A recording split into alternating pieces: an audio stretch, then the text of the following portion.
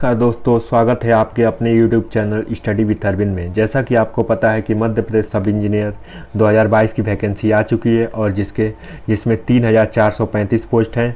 और ये वैकेंसी काफ़ी लंबे समय पर बाद आई है, क्योंकि आपको याद होगा कि शायद पहले जब वैकेंसी आई थी तो सिर्फ 52 पोस्ट थी, जो कि काफ़ी कम पोस्ट थी। तो ऐसी अपॉर्चुनिटी बार बार नहीं आती है, इसलिए आप अपनी प्रिपरेशन को काफ़ी अच्छे तरीके से करें। और इसी पर्पज़ से हमने अपने यूट्यूब चैनल पर एक सीरीज स्टार्ट की है, जिस सीरीज की ये 31st वीडियो है। इससे पहले 30 वीडियो हमारे चैनल पर आ चुकी हैं और जो कि काफ़ी हर टॉपिकों को एक्सप्लेन किया गया है, जिसमें कंप्यूटर, हिंदी, इंग्लिश, उसके बाद मध्य प्रदेश जीएस और रीजनिंग जैसे टॉपिकों को हमने ऑलरेडी एक्सप्लेन किया हुआ है। और आगे भी इन सभी टॉपिकों पर वीडियो आती रहेंगी। और हमारा टारगेट है कि 100 आउट ऑफ 100 स्कोर करना। मतलब जैसे कि सब इंजीनियर पेपर 200 नंबर का होता है, एक 100 नंबर टेक्निकल और 100 नंबर नॉन टेक्निकल। तो हम नॉन टेक्निकल पोर्शन को अभी पहले कवर कर रहे हैं, जिसमें से 100 आउट ऑफ 100 स्कोर कराना हमारा टारगेट है। और आज है 14 अप्रैल। 14 अप्रैल यानी डॉक्टर भीमराव अम्बेडकर की जयंती। डॉक्टर भीमराव अम्बेडकर कौन थे? तो संविधान प्रारूप समिति के अध्यक्ष थे और संविधान फादर ऑफ कॉन्स्टिट्यूशन के भी इन्हें डॉक्टर भीमराव अम्बेडकर को कहा जाता है। तो डॉक्टर भीमराव अम्बेडकर को हम श्रद्धांजलि देते हैं। और उसी के साथ about me, myself Arvind Yadav, और here is my contact number. अगर कोई भी डाउट हो और किसी भी तरह की क्वेरी हो तो आप मुझे इस नंबर पर मैसेज कर सकते हैं। जैसे कि आपको डाउट हो सकते हैं कि कौन सी टेस्ट सीरीज लें, उसके अलावा जैसे आपको डाउट हो सकते हैं कौन सी बेस्ट बुक है, उसके अलावा किसके पेड लेक्चर लें या ना लें, 60 दिनों में हम कैसे प्रिपरेशन करें, हमारा नॉन टेक पोर्शन अच्छा नहीं है तो हम कैसे इतने अच्छे मार्क स्कोर करें, या हम 60 दिनों में टेक्निकल के साथ नॉन टेक्निकल को कवर करते हुए हम 160 प्लस से ज़्यादा स्कोर कैसे अचीव करें, इन सभी क्वेश्चनों का रिप्लाई हम इस नंबर पर देंगे। तो आप इस नंबर पर मैसेज करिए, जिससे आपको सॉल्यूशन मिल जाएगा। साथ ही चैनल को सब्सक्राइब करना ना भूलें, जिससे कि आने वाली वीडियो को आपको अपडेट मिलता रहे और जिससे आपकी प्रिपरेशन काफ़ी अच्छे मोड में होती रहे। तो इन सब के लिए आप हमारे चैनल को सबसे पहले सब्सक्राइब कर लीजिए और उन सभी चीज़ों का सॉल्यूशन आपको मिलता रहेगा। तो आइए शुरू करते हैं वीडियो। अर्थव्यवस्था से संबंधित 100 महत्वपूर्ण प्रश्न। तो 100 महत्वपूर्ण क्वेश्चनों को हम इकोनॉमिक्स से रिलेटेड डिस्कस करेंगे, जो कि काफ़ी इंपॉर्टेंट है, जो कि सब इंजीनियर एग्जाम के लिए सफिशिएंट होंगे। उसके बाद आते हैं अपने पहले क्वेश्चन पर। भारत में सबसे संपत्ति वाला राज्य कौन सा है? तो सबसे संपत्ति वाला राज्य है महाराष्ट्र। और महाराष्ट्र की कैपिटल कहाँ पे है? तो मुंबई ही में है। उसके अलावा महाराष्ट्र में भी आरबीआई का हेडक्वार्टर है, रिजर्व बैंक ऑफ इंडिया। और रिजर्व बैंक ऑफ इंडिया का स्थापना कब हुई थी? तो 1935 में। और इसका पहला हेडक्वार्टर कहाँ पे था? तो इसका पहला हेडक्वार्टर था कोलकाता में। उसके बाद उसका दूसरा हेडक्वार्टर कब चेंज हुआ? तो 1937 में दूसरा हेडक्वार्टर चेंज होकर कहाँ पे हो गया? तो मुंबई हो गया। उसके बाद दूसरे प्रश्न पर आते हैं। भारत की कितने प्रतिशत आबादी कृषि पर निर्भर करती है? तो 58.9% भारत की आबादी कृषि पर निर्भर करती है। उसके बाद हम तीसरे प्रश्न पर आते हैं और तीसरा प्रश्न है जो कि राष्ट्रीय प्रवृत्ति सकल लाभ में कितना प्रतिशत कृषि का योगदान रहता है? तो 17.5% जो कृषि का योगदान रहता है। जीडीपी के आधार पर भारत का स्थान है 7वां। जीडीपी के स्थान पर भारत का स्थान है 7वां। पीपी क्या होता है? ट्रिपल पी क्या होता है? Purchasing power priority. उसके अलावा एक ट्रिपल पी क्या होता है? Public private partnership. तो इस ट्रिपल पी का मतलब क्या होता है? परचेजिंग पावर पार्टिटी के आधार पर भारत का स्थान कौन सा है? तो भारत का स्थान है 3रा। जीडीपी कैपिटा के आधार पर सबसे पहले स्थान कौन सा देश है? तो जीडीपी कैपिटा के आधार पर सबसे स्थान है कतर का। कतर का स्थान पहले पर है। भारत के उच्चतम मानव सूचकांक में किस राज्य में है? तो केरल में। भारत का उच्चतम मानव सूचकांक जो कि केरल राज्य में है। निम्न में से कौन सा मिश्रित अर्थव्यवस्था है? तो भारत है। भारत जो कि मिश्रित अर्थव्यवस्था है। आर्थिक क्रियाओं का उद्देश्य क्या होता है? तो जीविकोपार्जन। जनसंख्या वृद्धि में आर्थिक विकास की गति होती है मंद हो जाती है। आर्थिक विकास की व्याख्या को विभिन्न आधार कौन से हैं? तो इनमें से सभी हैं। सकल राष्ट्रीय उत्पादन, प्रति व्यक्ति आय और आर्थिक कल्याण का आधार, तो ये सभी होते हैं। मानव विकास सूचकांक में भारत का स्थान कौन सा है? तो 126। लेकिन ये ओल्ड डाटा है और नए डाटा के अनुसार ये इस ईयर के करंट अफेयर से डिपेंड करेगा। तो ये करंट का क्वेश्चन है जो कि पहला मानव विकास सूचकांक किस अर्थशास्त्री ने तैयार किया? तो महबूब उल हक। महबूब उल हक कौन है? तो ये पाकिस्तान के रहने वाले हैं। इन्होंने मानव ह्यूमन डेवलपमेंट इंडेक्स की पहली बार बनाया था। निम्नलिखित में से प्राथमिक क्षेत्र किसे कहा जाता है? तो कृषि क्षेत्र को प्राथमिक क्षेत्र कहा जाता है। शिक्षक द्वारा अपने पुत्र को पढ़ाना कौन सी क्रिया है? तो अनार्थिक और आर्थिक दोनों क्रिया हैं। इनमें से कौन सा भारत सरकार का केंद्रीय बैंक है? तो reserve bank of India. Reserve bank of India यानी आरबीआई। आरबीआई की स्थापना कब हुई थी? तो 1935 में हुई थी। राष्ट्रीय विकास परिषद का अध्यक्ष कौन है? तो कौन होता है? तो प्रधानमंत्री होता है। प्रधानमंत्री भारत के कौन है? तो नरेंद्र मोदी हैं। किस आधुनिक यंत्र के आगमन के बाद सूचना, शिक्षा और ज्ञान सर्वसुलभ हो गया? तो कंप्यूटर के द्वारा। व्यावसायिक बैंकों को राष्ट्रीयकृत कब किया गया? तो 1969 में, जो कि 6 बैंकों को राष्ट्रीयकृत किया गया। उसके बाद 1982 में 14 बैंकों को राष्ट्रीयकृत कर दिया गया था और ये दोनों काम इंदिरा गांधी के समय पर हुए थे। अंतर्राष्ट्रीय व्यापार संबंधी नियमों को निर्धारित करने वाली संस्था कौन सी है? तो विश्व बैंक है, वर्ल्ड बैंक। और वर्ल्ड बैंक का हेडक्वार्टर कहाँ पे है? तो वाशिंगटन डीसी में है। उसके बाद आते हैं 21st क्वेश्चन पर। भारत के योजना आयोग का गठन कब हुआ था? तो 15 मार्च 1950 में योजना आयोग का गठन हुआ था। बिहार के किस जिले में प्रति व्यक्ति आय सर्वाधिक है? तो पटना। बिहार में सर्वाधिक आय है पटना। लीची विश्व में सबसे बड़ा उत्पादक देश कौन है? तो भारत। लीची विश्व में सबसे बड़ा उत्पादक देश भारत में। और भारत में सबसे कहाँ पर लीची होती है? तो बिहार में होती है। बिहार में कहाँ पर होती है? तो मुजफ्फरपुर जिले में सबसे ज़्यादा लीची उत्पादन होता है। निम्न में से कौन सा भारतीय राज्य गरीबी का कुचक्र का शिकार है? तो बिहार। बिहार में हाईएस्ट गरीबी सबसे ज़्यादा गरीबी है। भारत में राष्ट्रीय आय की गणना के लिए सर्वमान्य प्रमाणित संस्था है। सर्वमान्य प्रमाणित संस्था कौन सी है? तो केंद्रीय सांख्यिकी संगठन, जो कि ऑप्शन 3 सही है। भारत में वित्तीय वर्ष कहा जाता है 1 अप्रैल से 31 मार्च तक भारत में वित्तीय वर्ष कहा जाता है। उसके बाद तीसा की भयानक आर्थिक मंदी को उबारने के लिए किसने सुझाव दिया? तो प्रोफेसर केन्स ने दिया था। तीसा कब हुआ था? तीसा की भयानक आर्थिक मंदी की अवधि क्या है? तो 1929 से 1933 तक। उत्पादन आय की गणना की विधि आर्थिक दृष्टिकोण से है सहज, वैज्ञानिक और व्यवहारिक, यानी ऑल ऑफ दीज तीनों। उसके बाद हम आते हैं 30 नंबर के क्वेश्चन पर। गरीबी के कुचक्र को किसने परिभाषित किया? तो रैगन नरकस ने। अर्थशास्त्र किसकी रचना है? तो अर्थशास्त्र चाणक्य की रचना है। उसके बाद वेल्थ ऑफ नेशन किसकी रचना है? तो wealth of nation Adam Smith की रचना है। राष्ट्रीय आय नीति का गठन किस वर्ष हुआ? तो 1949 में हुआ। हमारे देश में किस मुद्रा को वैज्ञानिक मान्यता है? तो पत्र मुद्रा। निम्नलिखित में से कौन सी विधि ग्राहक मुद्रा है? 10 रुपये का नोट। आजकल मुद्रा में कौन सा रूप अधिक प्रचलन है? तो पत्र मुद्रा। इनमें से कौन सा मुद्रा का कार्य नहीं है? तो लेखन और संपादन। किस धातु की मुद्रा के रूप में सर्वाधिक प्राप्त होता है? चांदी और सोना। इनमें से कौन सा साख का आधार नहीं है? शिक्षा। बांग्लादेश की मुद्रा का क्या नाम है? टका। बांग्लादेश की मुद्रा का क्या नाम है? तो और भारत की मुद्रा का नाम रुपया। डॉलर अमेरिका की मुद्रा। दिनार, तो दिनार कुवैत की मुद्रा का नाम दिनार होता है। टका जो कि बांग्लादेश की मुद्रा का नाम होता है। 40 नंबर क्वेश्चन पर आते हैं। और 40 नंबर किसने कहा था कि कर्ज जमा की संतान है और कर्ज जमा कर्ज का संतान है? यानी केन्स ने कहा था। निम्नलिखित में से कौन से प्लास्टिक मुद्रा के रूप में प्रचलित है? तो एटीएम प्लास्टिक मुद्रा, ऑटोमेटिक टेलरिंग मशीन, जो कि प्लास्टिक मुद्रा के रूप में प्रचलित है। किसने कहा था कि आधुनिक विश्व में उद्योग मुद्रा रूपी वस्त्र धारण करेगा? तो पीगू ने ऐसा कहा था।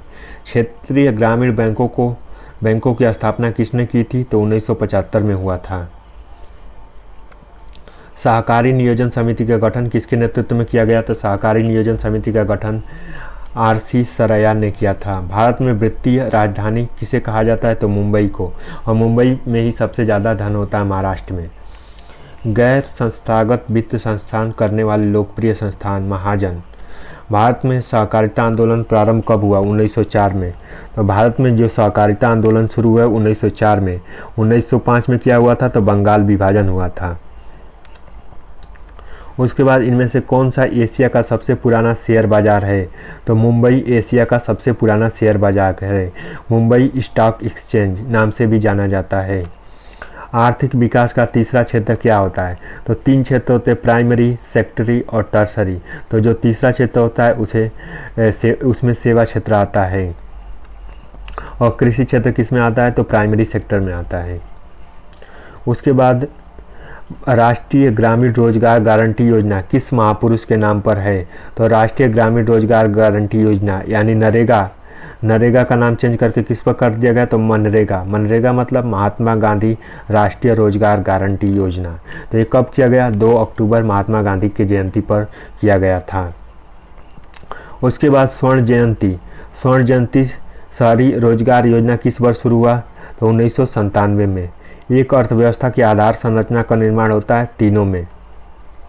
उसके बाद भारत के किस उद्योग क्षेत्र में अधिक सफलता मिलती है? तो कंप्यूटर सॉफ्टवेयर में सफलता मिलती है। उसके बाद आधुनिक सुधार संबंधी नीति कार्यक्रम कब शुरू हुआ? तो जुलाई 1991 में। पार्ले ग्रुप और थम्स अप नामक ब्रांड किस बहुराष्ट्रीय कंपनी ने खरीद लिया था? तो कोको कोला ने खरीद लिया था। इनमें से कौन सी भारतीय बहुराष्ट्रीय कंपनी है? तो डाबर जो कि बहुराष्ट्रीय कंपनी है। उसके बाद भारत का वैश्वीकरण प्रक्रिया कब शुरू हुआ? तो भारत में वैश्वीकरण की प्रक्रिया 1991 में हुआ। और 1991 में क्या हुआ? LPG पॉलिसी यानी लिबरलाइजेशन, प्राइवेटाइजेशन एंड ग्लोबलाइजेशन हुआ था। उस समय भारत के प्रधानमंत्री कौन थे? तो नरसिम्हा राव थे। और फाइनेंस मिनिस्टर कौन थे? तो मनमोहन सिंह थे। और योजना आयोग के अध्यक्ष कौन थे उस समय? तो मोंटेक सिंह अहलूवालिया थे। उन्होंने इस समय भारत का वैश्वीकरण, जो भारत क्लोज इकोनॉमी थी उसको मिक्स इकोनॉमी में चेंज कर दिया गया था, यानी एक्सपोर्ट इंपोर्ट शुरू हो गया था। उसके बाद उपभोक्ता आंदोलन के प्रवर्तक किसे माना जाता है? तो राल्फ नादर को माना जाता है। उपभोक्ता अधिकार कब मनाया जाता है? तो 15 मार्च को मनाया जाता है। उपभोक्ता जागरूकता आंदोलन की शुरुआत किस वर्ष हुई थी? तो किस देश में शुरू हुई? तो इंग्लैंड में हुई। और इंग्लैंड की कैपिटल कहाँ पे है? तो इंग्लैंड की कैपिटल है लंदन। और लंदन में एमनेस्टी इंस्टीट्यूट का हेडक्वार्टर भी है। उसके बाद उपभोक्ता अधिकारों की घोषणा किस देश में हुई? तो संयुक्त राज्य अमेरिका में। अमेरिका की कैपिटल कहाँ है? वाशिंगटन DC में। तो उपभोक्ता अधिकार यानी कंज्यूमर राइट की घोषणा कहाँ पे हुई? तो अमेरिका में हुई। बिहार में सेवा का अधिकार किस वर्ष शुरू हुआ? तो 2011 में सेवा का शुरू हुआ। अंतर्राष्ट्रीय मानवीकरण संगठन ISO का मुख्यालय कहाँ पे है? तो जेनेवा। और जेनेवा में और किसका हेडक्वार्टर है? तो WHO का है। उसके अलावा ILO का है, इंटरनेशनल लेबर ऑर्गेनाइजेशन का। उसके बाद IMO इंटरनेशनल मेट्रोलॉजिकल का। उसके बाद संयुक्त राष्ट्र महासंघ के किस वर्ष उपभोक्ताओं के अधिकारों की सुरक्षा के लिए सिद्धांत निर्धारित किया? तो 1985 में उपभोक्ताओं के अधिकारों की रक्षा के लिए सिद्धांत दिया। मानवाधिकार आयोग की स्थापना कब हुई? तो मानवाधिकार आयोग की स्थापना 1993 में हुई। और इस समय वर्तमान में मानवाधिकार जो कि ह्यूमन राइट की बात करता है। ह्यूमन राइट यानी मनुष्य के कितने ह्यूमन राइट होते हैं उसकी बात करता है। भारत में राष्ट्रीय उपभोक्ता दिवस कब मनाया जाता है? तो 24 सितंबर को मनाया जाता है।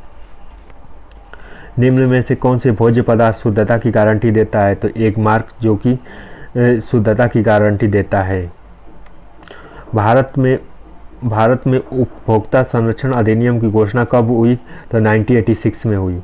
भारत में कौन 2 राज्य खनिज तेल के लिए अग्रणी है? तो भारत में 2 राज्य खनिज तेल के लिए अग्रणी कौन है? तो इसका करेक्ट आंसर होता है असम और गुजरात। भारतीय तेल में प्राकृतिक गैस निगम यानी ONGC, भारतीय तेल और प्राकृतिक गैस निगम का मुख्यालय कहाँ पर है? ONGC का। ऑयल नेचुरल गैस कंपनी का हेडक्वार्टर कहाँ पे है, तो देहरादून में है, और देहरादून जो कि उत्तराखंड की कैपिटल है। भारत में बड़ा इलायची का अधिकतम उत्पादन किस राज्य में होता है, तो सिक्किम राज्य में होता है। और सिक्किम कहाँ पर पड़ता है, तो नॉर्थ स्टेट पड़ता है सिक्किम। उसके बाद भारत में कौन सा काली मिर्च का सबसे बड़ा उत्पादक है, केरल। उसके अलावा सेफ्रान कहाँ पे सबसे ज़्यादा होता है, तो सेफ्रान जम्मू कश्मीर में होता है। तो काली मिर्च का सबसे बड़ा उत्पादक है केरल। भारत में सबसे अधिक उपयुक्त अनाज होता है, तो चावल होता है। उसके बाद 74 क्वेश्चन पाते हैं, भारत में किस राज्य में आर्द्र कृषि होती है, तो केरल में। उसके बाद कौन सा राज्य काजू का सबसे बड़ा उत्पादक है, तो काजू का सबसे बड़ा उत्पादक राज्य कौन सा है, तो केरल है। केरल काजू का सबसे बड़ा उत्पादक राज्य है। निम्नलिखित में से किस राज्य में चाय की बागान होती हैं, तो चाय की बागान कहाँ पे होती है, तो असम में होती है। तो असम करेक्ट आंसर होता है। किस फसल के लिए भारत में कृषि क्षेत्र सबसे अधिक है, तो भारत में किस फसल के लिए कृषि क्षेत्र सबसे अधिक है, तो वो है चावल, यानी चावल करेक्ट आंसर होता है। निम्नलिखित में से भारत में किस राज्य में कोयले की मात्रा सबसे अधिक है, तो भारत में कोयले की मात्रा सबसे अधिक कहाँ पे है, तो उड़ीसा में है। तो उड़ीसा करेक्ट आंसर हो जाता है। राष्ट्रीय ग्रामीण विकास संस्थान कहाँ पर अवस्थित है, तो हैदराबाद में अवस्थित है। भारत में अधिकतर बेरोजगारी कहाँ पे है, तो संरचनात्मक बेरोजगारी यानी स्ट्रक्चरल बेरोजगारी भारत में सबसे ज़्यादा है। उसके बाद वर्ल्ड डेवलपमेंट रिपोर्ट किस वर्ष प्रकाशन हुआ, तो वर्ल्ड डेवलपमेंट रिपोर्ट का प्रकाशन IVRO में हुआ। उसके बाद मानव विकास सूचकांक की अर्थशास्त्री का देन है, तो मानव विकास सूचकांक यानी ह्यूमन डेवलपमेंट इंडेक्स को जो फार्मूले किसने दिए थे, तो महबूब उल हक ने। महबूब उल हक कहाँ के रहने वाले हैं, तो ये पाकिस्तान के रहने वाले हैं। उसके बाद राज्य स्तरीय मानव विकास रिपोर्ट जारी करने वाला प्रथम राज्य, तो ये है मध्य प्रदेश।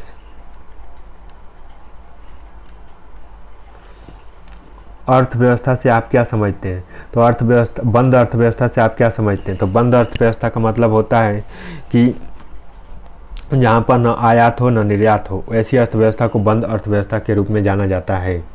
यानी क्लोज इकोनॉमी, जहाँ पर न आयात हो न निर्यात हो, ऐसी अर्थव्यवस्था को बंद अर्थव्यवस्था। भारत में प्रचंड बेरोजगारी सामान्यतः दिखाई देती है, तो कृषि क्षेत्र में प्रचंड बेरोजगारी दिखाई देती है। भारत के किस राज्य में गरीबी का प्रतिशत सबसे अधिक है, तो उड़ीसा राज्य में गरीबी का सबसे अधिक प्रतिशत है। भारतीय अर्थव्यवस्था का उदारीकरण के अग्रदूत किसे कहा जाता है, तो भारतीय अर्थव्यवस्था के उदारीकरण का अग्रदूत डॉक्टर मनमोहन सिंह को कहा जाता है। उसके बाद किस अर्थव्यवस्था के क्षेत्र में सार्वजनिक और निजी क्षेत्रों के आधार पर वर्गीकृत किया गया है, सार्वजनिक और निजी क्षेत्रों में, तो उद्योग का स्वामित्व में। भारत में राष्ट्रीय आय का सर्वाधिक योगदान है सेवा क्षेत्र में, यानी सर्विस सेक्टर में भारत की इनकम का सबसे बड़ा स्रोत है।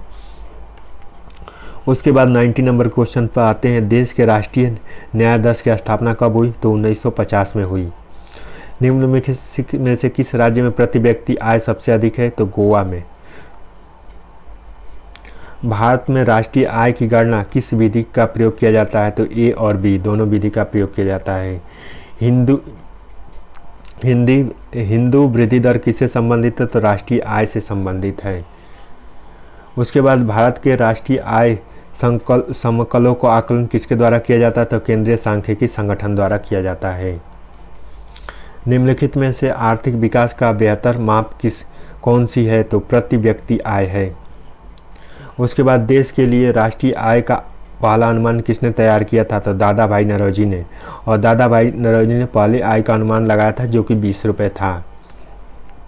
प्रति व्यक्ति आय निकालने के लिए राष्ट्रीय आय को भाग दिया जाता है देश की कुल जनसंख्या से। निम्नलिखित में से कौन सा भारतीय सकल घरेलू उत्पादन में सर्वाधिक योगदान है, तो तृतीयक यानी टर्सरी सेक्टर जो कि घरेलू उत्पादन में योगदान देता है। भारतीय मुद्रा स्वयं मुद्रा का निर्माण करती है, यह परिभाषा किसने दी थी, तो क्रोमर ने दी थी। ग्रेसम का नियम क्या है, तो ग्रेसम का नियम है मुद्रा का प्रचलन, यानी ग्रेसम ने कहा था कि जब अच्छी मुद्रा बुरी मुद्रा का चलन ज़्यादा बढ़ा देती है। जैसे सपोज कीजिए कि 10 रुपये की नई नोट आई, तो 10 रुपये की नई नोट आई तो लोग उसे रख लेंगे और पुरानी जो नोट होती हैं उसको कंटिन्यू मार्केट में फ्लो बढ़ जाएगा, यानी बैड मुद्रा का ही और फ्लो बढ़ जाता है, जबकि नई मुद्रा नई मार्केट में चल पाती है। तो आप चैनल को सब्सक्राइब कर लीजिए, और हमने 100 क्वेश्चन ऑलरेडी एक्सप्लेन कर दिया है, और जो कि 100 क्वेश्चन काफ़ी इंपॉर्टेंट क्वेश्चन थे। तो आप वीडियो को सबसे पहले सब्सक्राइब कर लीजिए चैनल को, उसके बाद वीडियो को शेयर करना ना भूलिए, और आगे की वीडियो भी देखते रहिए, जिससे आपको सब इंजीनियर एग्ज़ाम में 3435 पोस्ट में अपनी एक सीट को पक्की करना है, और इसके लिए आपको हर रोज़ कंटिन्यू होकर पढ़ना है। तो thank you so much for watching this video.